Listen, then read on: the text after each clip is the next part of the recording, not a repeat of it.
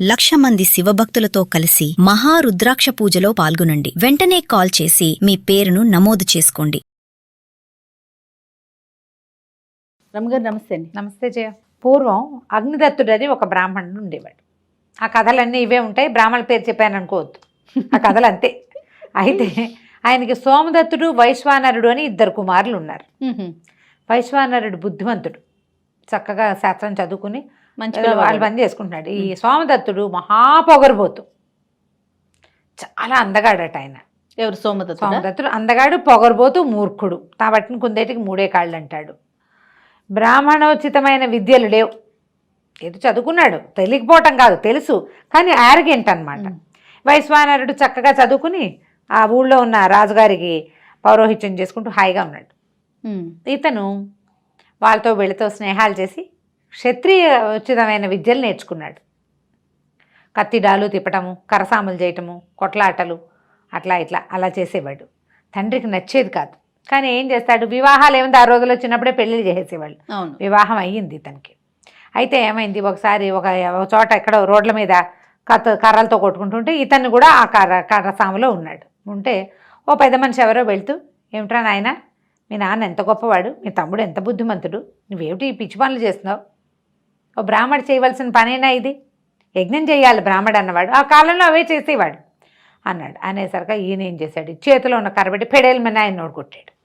నీకెందుకు నా సంగతి, ఇప్పుడు యుద్ధం చేస్తున్న వాడి మధ్యలో మాట్లాడితే వాడు నోటితో మాట్లాడు, కత్తితోటే చేస్తాడు కదా, ఆ చేతిలో ఉన్న కర్రతో కొట్టాడు. కొట్టేసరికల్లా ఎవరెవరా అని అందరూ రాజభటులను కేకేశారు. రాజుగారు కాస్త బ్రాహ్మణ్ణి కొడతావా నువ్వు అని చెప్పేసి ఇతనికి కాస్త ఉరిదీయండి అన్నారు. ఉరిదీయటం అంటే శూలారోపణ చేసేయమన్నారు. వీడికి బుద్ధి రావాలి, చేయకూడదు ఈ పని. అక్కడి నుంచి శూలారోపణ చేసి శూలం మీద ఎక్కించాలి, అదే మన కొరతేయటం అనమాట. ఉరిదీయటం కాదు, కొరతేయటం. ఇలా బ్రాహ్మణ నింద చేయకూడదు, బ్రాహ్మణ్ణి చెయ్యేసి కొట్టకూడదు, ఆ కాలం అది. అయితే ఈ కొరత శూలం మీదకి ఎక్కించబోయేసరికల్లా పట్టు తప్పి పడిపోయాడు. ఈ కింద తలార్లు వీడిని మళ్ళీ లేపి మళ్ళీ ఎక్కించబోయారు. ఎక్కించబోయేసరికల్లా ఈ పైకి చూస్తుంటే ఏమైంది, పైనుంచి ఒక పక్షి ఏదో వెళ్తుంటే దాన్ని రెక్కలేవో రాలిపడి కళ్ళు పోయినంత పని అయింది ఆ తలార్లు ఇద్దరికి. వీడికి ఏదో ఉంది వీడి దగ్గర, దింపేసుకున్నారు. ఈ లోపల ఏమైంది, తండ్రి అన్నయ్యకి ఇట్లాగా చూలదండను వేశారని తెలుసుకున్న ఈ వైశ్వానరుడు రాజుగారి దగ్గర పరిగెత్తుకెళ్ళి, బాబా మా అన్నయ్యని వదిలిపెట్టండి, బుద్ధిగా ఉంటాడు, ఇక నేను బతిమలాడుకుని చెప్పుకుంటానని రాజుని తెగ బతిమలాడాడు. రాజు మహాకోపంగా ఉన్నాడు ఇతని మీద. ఇతను ఒక బ్రాహ్మణ యువకుడు అయ్యుండి బ్రాహ్మడు చేయవలసిన యజ్ఞయాగాది క్రతువులు ఏమీ చేయకుండా సాటి బ్రాహ్మడు తన తండ్రి వయసు వాడిని కొట్టడం అంటే ఏమిటి, ప్రజల్ని పాడు చేయటం, సమాజానికి వీడు ఏం మెసేజ్ ఇస్తున్నట్టు, ఇదే కదా పాయింట్. ఒకడు తప్పు చేస్తే వాడు మిగిలిన వాళ్ళకి ఇది చెయ్యండి పర్వాలేదు ఊరుకుంటారని రెచ్చిపోతారు కదా. దాంతో చాలా బతిమలాడాడు. సరే రాజుగారు అన్నారు, సరే సూలదండను వద్దు అని శిక్ష క్యాన్సిల్ చేశారు. క్యాన్సిల్ చేస్తే ఈ రాజుగారు అవమానపడిన ఇతను సోమదత్తుడు ఊరు వదిలిపెట్టి వెళ్ళిపోదాం అనుకున్నాడు. అయితే వీళ్ళు ఏమన్నారు, రాజు శాంతపడ్డాడు, ఇక్కడే ఏదైనా చేసుకో, నీకు బ్రాహ్మణ క్రియాకలాపాలు రావు, అవన్నీ నేర్చుకోవాలి చిన్నప్పటి నుంచి. ఏదో 4 ముక్కలు వచ్చు, ముక్కలు వస్తే చాలదు కదా ఈ క్రియలకి, ఇంకేదైనా చేయమంటే సేద్యం చేసుకుందాం అనుకున్నాడు భార్యతోటి. సేద్యం కోసం సరే వెతకటం మొదలుపెట్టాడు. ఒక అడవిలో ఒక చక్కటి పొలం దొరికింది ఇతనికి. దాంట్లో ఒక పెద్ద రావి చెట్టు. ఆ రావి చెట్టుని ఆనుకునున్న ఆ పొలాన్ని చూసుకుని రాజుతోటి ఈ వైశ్వానరుడు తన తమ్ముడు ద్వారా రాజును ఒప్పించుకున్నాడు. అక్కడ సేద్యం ఆ రోజుల్లో అలా ఉండేది, ఖాళీగా ఉంటే వీళ్ళ దారిని వీళ్ళు రాజుగారికి చెప్తే ఆ చేసుకో అని చెప్తే చాలు, వీళ్ళ దారిని వీళ్ళు చేసుకోవచ్చు, పట్టాలు పుట్టడం సులువు. అవును. సరే ఇతను ఏం చేశాడు, వారకలు కట్టుకుని అదంతా చక్కగా దున్నుకున్నాడు. అయితే ఈ రావి చెట్టుకి ఉంది కదా, ఆ రావి చెట్టును చూసి ఈ చెట్టు మీద ఎవడైతే ఈ చెట్టుని మీద ఉన్నాడో అతడికి నేను భక్తుణ్ణి అని చెప్పి చెట్టుకి దండం పెట్టాడు. దండం పెట్టి దున్నుకున్నాడు. దున్నితే బ్రహ్మాండంగా పండింది. పంట కోసే సమయానికి దొంగలు పడ్డారు, దారి దోపిడీగాళ్ళు ఎవరో వచ్చి మొత్తం లాక్కుపోయారు. లబో దిబోమని ఏడ్చింది పెళ్ళాం. అయ్యో ఇంత పోయిందంటే 4 గింజలు మిగిలినాయి. ఇతనికి ఏమని అర్థమైందంటే, నేనేం చేశాను, సరైన పని చేశానా, నా తండ్రికి కష్టాన్ని కలిగించా, నా తమ్ముడికి అవమానాన్ని మిగిల్చా, నాకు తగిన శాస్త్రి, ఇది ఇంత కష్టపడ్డాక ధాన్యం ఎలా పోయింది, ఇప్పుడు నేను పెంచి పెద్దవాడిని చేసిన తండ్రికి మంచి పేరు తేవాల్సిన నేను ఈ పని చేశాను. అవును. తమ్ముడు చక్కగా వృద్ధిలోకి వస్తే వాడు అవమానపడే పరిస్థితిని కల్పించాను, నాకు తగిన శాస్త్రే అయ్యింది అనిపించింది. దుఃఖపడలా, జరగాల్సింది జరిగింది అంతే, ఇంకేం చేస్తాం. భార్యను ఓదార్చి ఆ మిగిలిన కాసిన గింజలు అన్నీ అక్కడ ఇక్కడ పడిపోయినవన్నీ ఏరుకుని ఆ ధాన్యాన్ని పట్టుకెళ్ళాడు. ఆ రావి చెట్టు దగ్గర మొదట కట్టేటప్పుడే మామూలుగా దేవుడికి ఎట్లా పెడతారు, పొంగళ్ళు పెట్టి ఏవో బలేసి అప్పుడు కదా మొదలు పెడతారు. రావి చెట్టు దగ్గర కూర్చున్నాడు. మళ్ళీ అరకలు కట్టాలిగా, పొలం పని అయిపోయింది, మళ్ళీ కట్టాలి కదా. చెట్టు కింద కూర్చున్నాడు. చెట్టుకేమో ఏదో పట్టుకొచ్చాడు, నైవేద్యం పెట్టడానికి పట్టుకొస్తే ఆ చెట్టు మీద నుంచి ఒక వాక్యం వినపడి, నా భక్తుడిని అన్నావు నువ్వు, నీ ప్రయత్నం చేసినా పోయింది, నువ్వు ఒక పని చెయ్యి, ఇక్కడి నుంచి వెళ్ళిపో, శ్రీకంఠ దేశం అని ఒక దేశం ఉంది, దీనికి ఆనుకున్న అవతలకే, దానికి ఆదిత్య ప్రభు అనే రాజు ఉన్నాడు, అక్కడికి వెళ్ళు, నేను నీకు ఒక సంధ్యాగ్ని మంత్రాన్ని ఉపదేశిస్తాను, ఈ మంత్రాన్ని నేర్చుకో, ఫలభూతి అని పెట్టుకో నీ పేరు, సోమదత్తుడు కాదు ఇంకా, నువ్వు ఫలభూతి అని పేరు పెట్టుకో, ఆ పేరుతోటి సంధ్యాగ్ని మంత్రాన్ని పఠించు, మంచి చేసిన వాడికి మంచే కలుగుతుంది, చెడు చేసిన వాడికి చెడు దొరుకుతుంది అన్న ఈ వాక్యాలు వల్లించు, ఇదే నీ వాక్యం, ఏమనాలి దాన్ని, కొటేషన్, ఇదే నీ యొక్క సిగ్నేచర్. సంధ్యాగ్ని మంత్రాన్ని నేర్చుకో, నేను ఒక యక్షుణ్ణి, నువ్వు నాకు భక్తుడిని అన్నావు, నేను నీకు సహాయం చేస్తున్నాను, నాకు ఇక్కడ ఎవరు దండం పెట్టిన వాడు లేడు, పొంగల్ పెట్టిన వాడు లేడు, నువ్వు దండం పెట్టి పొంగల్ పెట్టావు కాబట్టి నీకు అవకాశం ఇస్తున్నానని చెప్పాడు. చెప్పి సంధ్యాగ్ని మంత్రాన్ని ఉపదేశించాడు. దాని పెద్ద మంత్రాలు తంత్రాలు ఏం రావు, బ్రాహ్మణ పుట్టినా కూడా చేత కాదు, క్షత్రియకర్మ చేసేవాడు కదా. సార్ దాంతో సంధ్యాగ్ని మంత్రాన్ని నేర్చుకున్నాడు. భార్యను తీసుకుని ఆ శ్రీకంఠ దేశానికి వెళ్ళిపోతే ఆ రాజుగారి వాకిట్లో నిలబడి పెద్ద కంఠంతో సాయంకాలపేట సంధ్యాగ్ని మంత్రం అనేది ప్రత్యేక మంత్రం, అది సాయంకాలాలు చదివితే రాజుకి విశేషమైన ఫలితం లభిస్తుంది. అది చదివి తర్వాత నా పేరు ఫలభూతి, మంచి చేసిన వాడికి మంచి దొరుకుతుంది, చెడు చేసిన వాడికి చెడు జరుగుతుంది అని పెద్ద కంఠంతో చెప్పాడు. అందరూ విన్నారు. రాజుగారు ఆశ్చర్యపోయారు, ఎవరో వాకిట్లో నుంచొని సంధ్యాగ్ని మంత్ర పఠనం చేస్తున్నారు, రాజుకు మంచి జరగాలని చేసేది కాబట్టి ఆయన బయటకు వచ్చి చూశాడు. ఎవరండి మీరంటే ఫలభూతి అని, రాజా ఆశీర్వదించడానికి కూడా మంచి చేస్తే మంచిది లభిస్తుంది, చెడు చేస్తే చెడు లభిస్తుంది, ఆల్ ఈజ్ వెల్ లాగా చెప్పాడు. రాజు సంతోషించాడు. మరి ఏ ఊరు ఏమిటి కనుక్కున్నాడు. నేను ఆశ్రయించి వచ్చాను, నా పేరు ఫలభూతి అంటే రాజు తనతో ఉంచుకున్నాడు. అక్కడి నుంచి ఇల్లు వాకిలి ఏర్పరిచాడు, భార్యతో సహా వచ్చాడు కదా, ఇల్లు వాకిలి ఇంకా అక్కడ సెటిల్ అయిపోయి రాజుతో మంచి మాట్లాడుతూ సహాయకారుగా ఉండేవాడు. బ్రాహ్మణుడు ఇతను అందగాడని మొదటే చెప్పుకున్నాం కదా, స్ఫురద్రూపి, సంధ్యాగ్ని మంత్రం వచ్చు, రోజు సాయంకాలం పఠించేవాడు. అది రాజ్యానికి రాజుకి ఏ ప్రదేశంలో చదివితే ఆ ప్రదేశానికి మంచిది, మంచి చేసిన వాళ్ళకి మంచి లభిస్తుంది, చెడు చేసిన వాళ్ళకి చెడు లభిస్తుంది అనేవాడు. ఎవరన్నా దండం పెట్టి నమస్కారం స్వామి కానీ ఆయుష్మాన్ భవ అనేవాడు కాదు, మంచి చేస్తే మంచి లభిస్తుంది, చెడు చేస్తే చెడు లభిస్తుంది. ఈ సిగ్నేచర్ సెంటెన్స్ తోటి చాలా కాలం అక్కడ ఉన్నాడు రాజు దగ్గర, హాయిగా ఉన్నాడు. రాజు ఆయన చెప్పాడు, యక్షుడు నీ జీవితం హాయిగా గడిచిపోతుంది, వాక్యాలు వదలద్దు అని చెప్పాడు. జీవితం ఇప్పుడు హాయిగానే ఉంది. అయితే ఒకనాడు ఏమైంది, రాజుగారు ఈ ఆదిత్య ప్రభువు ఏం చేశాడు, ఆయనకి కువలయావళి ఆయన భార్య పేరు చూడు ఎంత బాగుంది కదా. అయితే ఆయన ఒకరోజు వేటకని వెళ్ళాడు కానీ పూర్తిగా వెళ్ళాల, సడన్గా వెనక్కి వచ్చేసాడు, మానేసి వెనక్కి వచ్చేసి అంతఃపురంలోకి వెళ్ళబోయాడు. అంతఃపురం బయట నుంచున్న కాపలా వాడు కంగారు పడ్డాడు, ఈయన చూసి ఈయన వస్తాడు అనుకోవాలా. వాడు తత్తరపడుతుంటే ఆయనకు అర్థం కాలే, ఏమిటి ఎందుకు వీడు తత్తరపడుతున్నాడని. లోపలికి వెళ్తే పెద్ద పెద్ద ఎర్రటి రంగుతోటి ముగ్గులు, భార్య కువలయావళి పెద్ద భైరవ విగ్రహం పెట్టి మాంసము రక్తము 2 పాత్రల నిండా పెట్టి మానవ మాంసం వివస్త్రగా కూర్చుని పూజ చేస్తాను. ఆయన ఆశ్చర్యపోయాడు, కంగారు పడ్డాడు, ఏం జరుగుతుంది ఇక్కడ. ఆ రాజును చూడగానే గబుక్కుని ఈవిడ వస్త్రం వేసేసుకుంది ఒంటి మీద. ఆవిడ ఏం చెప్పిందంటే, ఎప్పటి నుంచో నేను డాకిని సేవ చేస్తాను, ఇదేంటంటే భైరవ పూజ, ప్రత్యేకమైన పూజలు. ఆ కాలంలో ఈ కథలు మనకి కథాచరిత్సాగరంలో ఈ డాకిని సేవ విపరీతంగా చూపిస్తారు. దానికి ఏంటంటే ఇలా వివస్త్రలుగా ఉండి పూజ చేస్తారు. తర్వాత ఏమో మానవ మాంస నరమాంస నివేదన, డాకిని చక్రవర్తులు అయిపోతారు, ప్రతి వాళ్ళు వాళ్ళకి వశం వదులైపోతారు, వాళ్ళు ఏదనుకుంటే అది అయిపోతుంది. నాకు పెళ్లి కాకముందు నుంచి ఉంది, మా నాన్న ఇందులో చాలా ప్రఖ్యాతిగాంచిన వాడు, అందుకనే మాకు అక్కడ సంపదలు ఎక్కువగా ఉన్నాయి. నా పెళ్లి కాకముందు నాకు కాళరాత్రి అని ఒక గురువుగారు ఉండేది, నా స్నేహితురాళ్ళంతా గాల్లో ఎగిరేవాళ్ళు. ఇదంతా వీళ్ళు ఎలా ఎగురుతున్నారంటే, అక్కడెక్కడో వినాయకుడు ఉన్నాడు, ఆ వినాయకుడిని పూజిస్తే నీకు ఈ ఖేచర విద్య వస్తుందన్నారు. ఖేచరత్వం అంటే ఆకాశాల గమన విద్య, వస్తుందన్నారు. నేను చూస్తే అక్కడ వినాయకుడు పూజ కోసం వెళ్తే కాళరాత్రి అని మా గురువుగారు నాకు ఇది నేర్పించింది. దీంతో చాలా విద్యలు వస్తాయి. చిన్న రాజ్యం నుంచి నేను ఇంత పెద్ద రాజ్యపు రాణిగా అవ్వగలిగాను. ఇది ఎప్పటికప్పుడు చేసుకుంటూ ఉండాలి. మానవ మాంసం పెట్టాలి, నరమాంసం. అంతఃపురంలో కొంతమందికి తెలుసు. వీళ్ళతోటి నేను ఈ పూజ చేసుకుంటాను ఎప్పటికప్పుడు. నేను ఒక వ్యక్తిని ఆకర్షిస్తున్నాను ఇప్పుడు, నా మాట విని నువ్వు కూడా ఇది చెయ్యి అంది. ఈయన ఒప్పుకోలే. డాకిని సేవలో అవి చేయకూడదు, రాజు అనేవాడు, ఇది పనికిరాదు, వామాచారం, నేను చేయను అన్నాడు. ఆవిడ బాగా నేను చచ్చిపోతానని బెదిరించేసింది. రాణి ప్రాణత్యాగం చేసి నువ్వు నన్ను చూసేసావు. దాని లక్షణం ఏంటంటే, ఇప్పుడు మన అవి చెప్తారు డ్రాక్యులా కథలు చూస్తారు, ఒకడు దొరికాడంటే ఇక వాడు తనలాగా మారిపోవాల్సింది అంతే. నువ్వు నన్ను చూసేవు, ఇప్పుడు నేను ఆత్మహత్య చేసుకోవాలి, నువ్వు నాలాగా మారాలి, ఏం చేయమంటావో చెప్పు అనేసరికి ఇక రాజు తప్పనిసరిగా ఒప్పుకున్నాడు.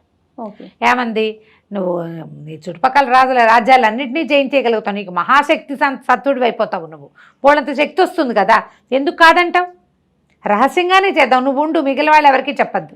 ఎలాగూ నా అంతఃపురంలో నాకు తెలిసిన వాళ్ళకే, వాళ్ళందరికీ తెలిసింది, వాళ్ళంతా నా అనుచరులే, ఈ నివేదన చేసిన మాంసాన్ని వీళ్ళంతా భక్షిస్తారు, వాళ్ళందరికీ కేగమనం ఉంది. ఇక ఒప్పుకున్నాడు. ఒప్పుకుంటే ఈవిడేమంది, నేను ఒక మంచి ఉత్తమ బ్రాహ్మణ వంశానికి చెందిన వాడిని ఒకడిని ఆకర్షించబోతున్నాను, ఆకర్షణ కుదరటల్లా, ఎందుకంటే వాడు చాలా శక్తివంతుడు, వాడెవరు, ఈ ఫలభూతి, అతన్ని పిలుస్తాను, కాబట్టి పిలవలేకపోతున్నాను, నా శక్తి అతన్ని పిలవడానికి సరిపోవటల్లా, ఎందుకంటే అతని దగ్గర సంధ్యాగ్ని మంత్రం ఉంది, పైగా దాన్ని నిత్యం పఠిస్తాడు, అంచేత ఓ పని చేయలేకపోతున్నా, నువ్వు నాతో పాటు పూజ చేయి. మనం ఏం చేద్దామంటే, సూపకారుడు, మన వంటవాడు సూపకారుడు అంటే పప్పు చేసేవాడు, వంట చేసేవాడు అనమాట, వాడికి చెప్దాము, ఇతన్ని వాడి దగ్గరికి పంపించు, వీడిని చంపి వండమని వాడికి చెప్తాం, వండి పట్టుకొస్తాడు, నివేదన చేసి ఆ మాంసాన్ని భక్షించామంటే మనకి ఎంతో శక్తులు వస్తాయి, బ్రాహ్మడి మాంసం చాలా ఉత్తమోత్తమైన మాంసం అని చెప్పింది భర్తకి. ఇది చూడు ఎంత విచిత్రంగా ఉంది. ఇందులో బోల్డ్ అని ఉంటాయి, ఎన్ని కథలు ఉన్నాయి అవన్నీ నేను చెప్పట్లా, ఫస్ట్ టైం ఇలాంటి కథ చెప్పడం. అవును కదా, భీభత్సమైన కథ. సరే, బాధగా ఉంది, ఈయనకి చేయలేకపోతున్నాడు, కానీ పెళ్ళాన్ని చచ్చిపోతుందని భయంగా ఉంది. సరే ఏమనుకున్నాడు, పైగా ఆయనకి ఇంకొక దీంతో కాపురం చేసి పిల్లాన్ని కూడా కన్నాము, ఇంకేముంది, నేను సగం డాకిని రకాల అయిపోయానని కూడా అనిపించేస్తుంది పాపం.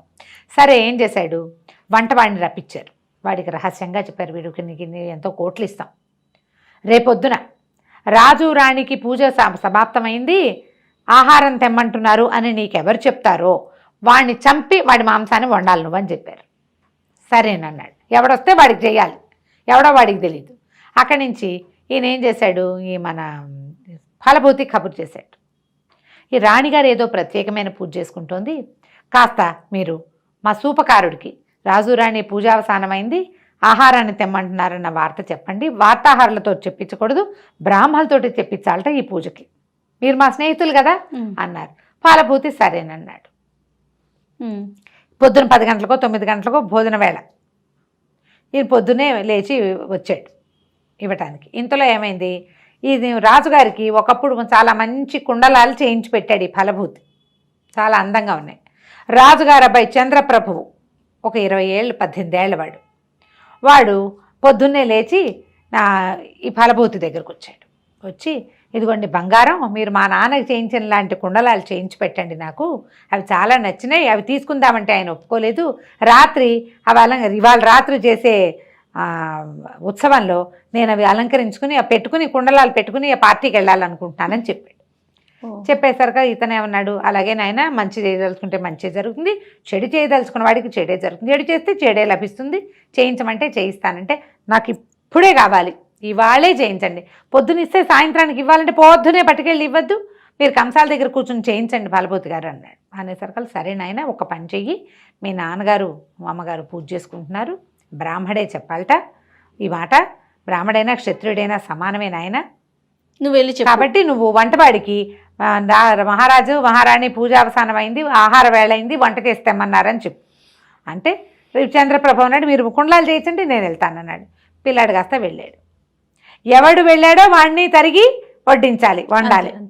వండారు, వడ్డించారు, అయిపోయింది. రాజు ఇక్కడికి పట్టుకొచ్చారు. తీసుకొచ్చిన తర్వాత వీళ్ళ మొత్తం అంతఃపురం బంధించుకుని వాళ్ళ అనుచర వర్గం మాత్రమే ఉండగానే ఈ పూజలో కూర్చుని ఈ మహామాంసం అంటారు. మహామాంసము అంటే మానవ మాంసం అన్నమాట. నివేదన చేశారు. రాజు రాణి ఇద్దరు భక్షించారు. శక్తులు వచ్చాయని భావించారు. శక్తులు వచ్చాయో రాలేదో తెలీదు. మధ్యాహ్నం 3:30-4 గంటలు అయ్యేసరికల్లా ఈ భోజన వ్యవహారం అంతా అయిపోయాక రాజుగారు పేరోలగానికి వెళ్ళిపోయాడు. పేరోలగం అంటే అదే ఏమంటారు మన సభకి. 12:30 అయ్యేసరికల్లా కుండలాలు చేయించేసి వేడి కుండలాలు పుచ్చుకుని ఫలభూతి వచ్చాడు. ఆయన చూడంగానే నువ్వెలా వచ్చావు అని అడిగాడు రాజు. రాజకుమారుడు కుండలాలు చేయించమన్నాడు ప్రభు, అందుకని చేయించాను అన్నాడు. అనేసరికల్లా పొద్దున్న నిన్ను సూపకారుడి దగ్గరికి వెళ్ళమన్నాను కదా అన్నాడు. సరిగ్గానే బయలుదేరుతుంటే అబ్బాయి వచ్చాడు. బ్రాహ్మడైతే ఏమిటి క్షత్రియుడైతే ఏమిటని అబ్బాయిని అక్కడికి వెళ్ళమని నేను ఇవి చేయించాను. మంచి చేసిన వాడికి మంచి జరుగుతుంది, చెడు చేసిన వాడికి చెడే జరుగుతుందండి అన్నాడు. ఆనంగానే రాజు విరుచుకు పడిపోయాడు. తను ఏం చేశానో తెలిసిపోయింది. పిచ్చి పిచ్చి కేకలు పెట్టేశాడు. ఆయనకి అంత సడన్గా ఆయనకి ఏమైందో వీళ్ళకి అర్థం కాలే. అరిచి పిచ్చిగా కేకలు పెట్టాడు. ఈ లోపల ఈ రాజుగారికి ఏదో అయిపోతుందని మహారాణి కబురు వెళ్ళిపోయింది. ఆవిడ పరిగెత్తుకు వచ్చేసరికి దబా కొట్టేశాడు భార్యని. ఆయన నీ వల్ల ఇట్లా పనిచేశాం, నీ పిచ్చితోటి నువ్వు నన్ను చస్తానని బెదిరించి నన్ను ఇంత పని చేయించావు. రాజ్యానికి రాజు కావలసిన కుమారుణ్ణి తరిగి మాంసాన్ని తినేసాం మనం అని చెప్పి కొట్టేశాడు. చీతి పేర్పించుకుని దాంట్లోకి వెళ్ళిపోయారు ఇద్దరు. వాళ్ళ వల్ల ఎలాంటిది జరిగింది? కుమారుడి మాంసభక్షణ చేయవలసి వచ్చింది కదా. దాంతో ఈ ఫలభూతి ఏం చెప్పాడు? చెప్తూనే ఉన్నాడు, మంచి చేయి మంచి లభిస్తుంది, చెడు చేస్తే చెడే లభిస్తుంది, చెడు చేసిన వాటికి తప్పదు అని. వాడు నమ్మాడు. అది అతను నమ్మాడు. ఆ నమ్మిన వాక్యం వీళ్ళ దగ్గర ఇట్లా అయింది. ఇది క్రూరమైన కథ, కానీ ఎలాంటి పని చేసేవాడికైనా అది లభించి తీరుతుంది. రాజైన వాడు ఉచ్చ నీచం ఆలోచించలా, కోసం చేసేసాడు. ఆమె బెదిరించింది అతన్ని. ఆమె చేసి ఉండకూడదు, ఆమెదే తప్పు. అది ఖండించకుండా, భార్యని ఖండించకుండా చేసిన పొరపాటు. నువ్వు మీ పుట్టింటికి వెళ్ళిపో, నాతో ఉండొద్దని పంపించేస్తే సరిపోయేది. కన్న బిడ్డనే తినేశారు కదా. చివరికి ఇలా అయిపోయింది కదా. ఏం చెయ్యాలో అర్థం కాదు. వాళ్ళంతా ఫలభూతిని రాజుని చేశారు. ఓకే, ఆ రాజ్యానికి ఫలభూతి రాజు. అతను మంచిగా చేయదలుచుకున్నాడు. మంచిగానే ఉంటుంది. అయితే ఉంటుంది ఎప్పుడు కూడా. ఇది ఇంత విచిత్రమైన కథగా ఉంది. ఇలాంటి కథలు ఉన్నాయంటే కథా సాగరంలో గుప్పెళ్ల కొద్దీ ఉన్నాయి. ఓకే, ఎన్నో ఇలాంటివి మనం చెప్పుకోం కాబట్టి చెప్పాం కదా. ఇది ఒక విచిత్రమైన సన్నివేశం కదా. ఈ కథని పిల్లలకి వినిపించకండి సీరియస్లీ. కానీ ఈ పాయింట్ గుర్తుపెట్టుకోండి, మీరు మంచి చేయండి, తప్పకుండా ఇప్పుడు సరిగ్గా లేకపోయినా మంచి ఖచ్చితంగా వెనక్కి తిరిగి వస్తుంది. చెడు చేసిన వాడికి చెడు తప్పదు. నువ్వు ఇక్కడ చేసిన చెడు ఇక్కడి నుంచే వస్తుందని నమ్మద్దు, ఎక్కడి నుంచైనా వస్తుంది. మంచి ఎట్లా వస్తుందో చెడు కూడా అంతే వస్తుంది. చెడు కూడా అంతే. ఇప్పుడు ఎట్లా మనం గింజ పెట్టాము, అన్ని చెట్లు పైనుంచే కాస్తాయా? కొబ్బరి చెట్లాగా కాదే. ఒక బంగాళదుంప విత్తనం పెట్టావు, గింజ పువ్వు పెట్టావు, కింద కాస్తుంది అది. అవును, వేరుశనగ గింజ పెడితే కింద కాస్తుంది కదా. మామిడి చెట్టు పైన కాస్తుంది, వేరుశనగ చెట్టు కింద కాస్తుంది. కాపు తప్పదు కదా. మంచి ఎట్లా వస్తుంది, చెడు కూడా అంతే. ఎక్కడో ఒక చోట నుంచి మనం వెంబడి పడుతుంది. మనం ఏంటంటే మనం ఆ పని చేసాం, దానివల్ల ఇది జరుగుతోందేమో అన్న అనుమానం రాదు. మన మీద మనకు ప్రగాఢమైన నమ్మకం. మనని మనం మోసం చేసేసుకుంటాం ఎప్పటికప్పుడు. అది ఇక్కడ ఎందుకు వస్తుంది అనుకుంటాం, ఎక్కడి నుంచైనా వస్తుంది. ఈరోజు నేను సంతోషంగానే ఉన్నాను కదా అనుకుంటాం, కానీ ఆ చెడు అనేది రాకుండా ఉండదు. ఇలా ఒకళ్ళ మాటలు ఒకళ్ళ దగ్గర చెప్పేవాళ్ళు వీళ్ళందరూ కూడా అనుభవించేస్తారు. చేయకూడని పని చేసేవాళ్ళు, మోసం చేసేవాళ్ళు, డబ్బు కోసమో అధికారం కోసమో, అది ఏదో ఒకటి, ఒక తాత్కాలికమైన ప్లెజర్ కోసమో పొరపాటు చేస్తే అది అనుభవించాల్సిందే. రైట్, చాలా బాగుంది రమ్మగారు. నమస్తే.